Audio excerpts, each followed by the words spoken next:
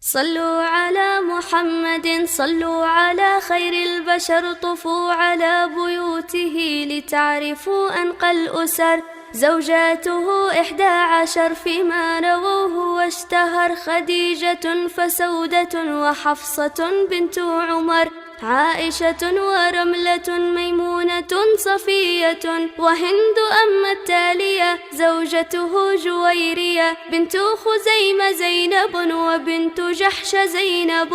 أولاده ف7 منهم بنات 4، فزينب في الأول وأم كلثوم تلي، رقية وبعدها فاطمة ختامها. يبقى ذكوره وهم القاسم أولهم، وعبد الله الطاهر وإبراهيم أذكروا. صلوا عليه سلموا ونزهوا واحترموا.